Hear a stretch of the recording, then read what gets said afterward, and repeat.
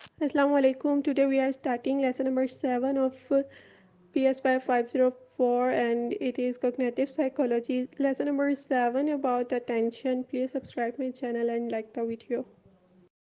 सबसे पहले क्या लिखा हुआ है? Attention is a perfect example of a cognitive psychology area. Cognitive psychology को हमने पढ़ा है, कुछ आपको लफ्ज़ सुनाए जाते थे जिसमें से कुछ इंसान याद रख लेता था, कुछ वो भूल जाता था। तो अटेंशन का बेसिकली मतलब होता है तवज्जो देना। तो आगे देखते हैं कि अटेंशन की डेफिनेशन यहाँ क्या बताई हुई है।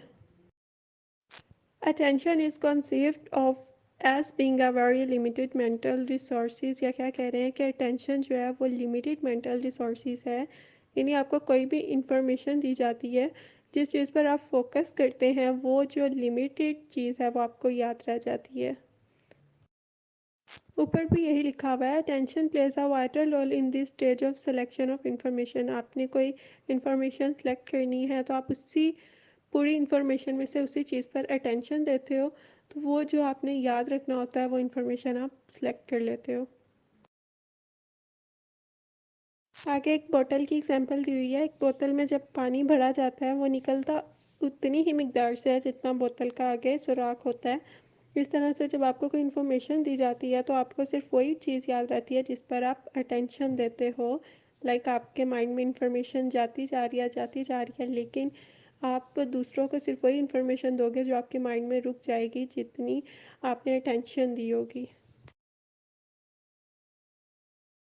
नेक्स्ट है सिंगल माइंडेडनेस। इसमें क्या कह रहे हैं, हम ज़्यादा से ज़्यादा एक काम करें तो इस पर अच्छे से तवज्जो दे सकते हैं। अगर हम 2 या 3 काम इकट्ठे कर रहे होते हैं तो हमारी तवज्जो एक काम पर ज़्यादा होती है। अगर आप असाइनमेंट भी बना रहे हो, साथ कॉल पे भी लगे हुए हो, या तो आप कॉल पे फोकस कर सकते हो या आप असाइनमेंट पे। आपकी असाइनमेंट कहीं ना कहीं गलत हो जाएगी, आपको समझ नहीं आएगा आप क्या लिख रहे हो। सो attention is single minded sense, so it is not double minded sense. जो अटेंशन है वो सिंगल माइंडेड सेंस है, ठीक है। लेकिन समटाइम्स क्या होता है कि आप वॉक भी कर रहे हो, साथ कॉल पे भी लगे हुए हो, आप ड्राइविंग भी कर रहे हो और आप स्मोकिंग भी कर रहे हो। तो इसके लिए आपको अटेंशन की ज़रूरत नहीं होती है, बल्कि आपको प्रैक्टिस की ज़रूरत होती है। जब आप फर्स्ट टाइम ड्राइविंग के साथ स्मोकिंग स्टार्ट कर दोगे तो आपका एक्सीडेंट हो सकता है, लेकिन जब आप ड्राइविंग में एक्सपर्ट हो जाओगे फिर आप साथ स्मोकिंग भी करोगे तो फ़र्क नहीं पड़ता। एक चीज़ आपके दिमाग में बैठ चुकी है, आपकी प्रैक्टिस हो चुकी है, फिर आप स्मोकिंग भी करोगे तो आप ड्राइव इजीली कर सकते हो। तो इन चीज़ों में आपको अटेंशन की ज़रूरत नहीं है, बल्कि आपको प्रैक्टिस की ज़रूरत है।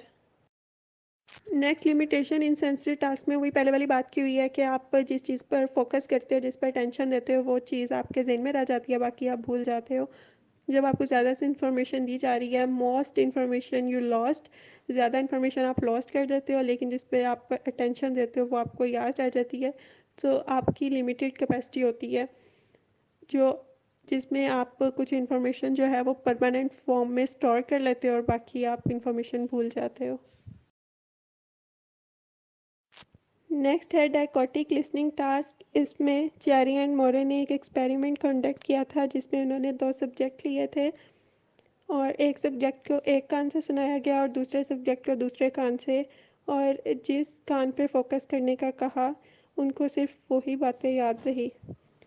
तो इससे उन्होंने ये बताया कि आप जिस चीज़ पर अटेंशन देते हो आप सिर्फ उसी को याद रखते हो।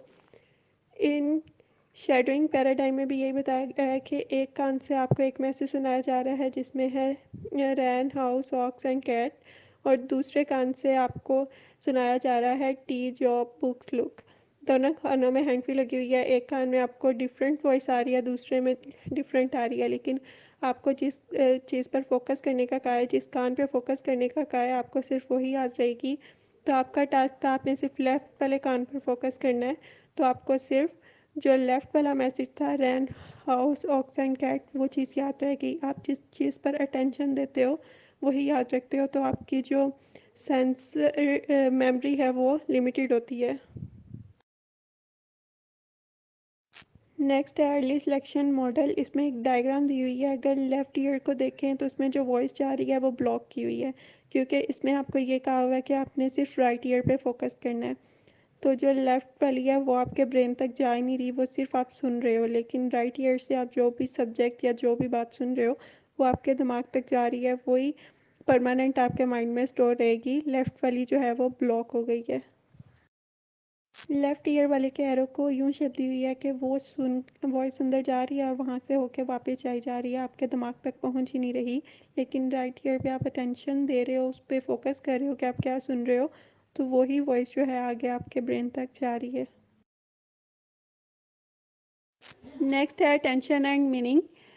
टू अनग्रेजुएट्स एट ऑक्सफोर्ड थे, ग्रे एंड वेडरबर्न। इन्होंने एक एक्सपेरिमेंट कंडक्ट किया है जो कि सक्सेसफुल भी हुआ है। इन्होंने क्या किया है कि दो सब्जेक्ट लिए हैं, लेफ़्ट ईयर से सुना रहे हैं जोहन 11 बुक्स और राइट ईयर से सुना रहे हैं 8 राइट 20। लेकिन इस दफ़ा इन्होंने ये नहीं कहा कि आपने एक कान पर फोकस करना है, बस वो दोनों से बात सुना रहे हैं।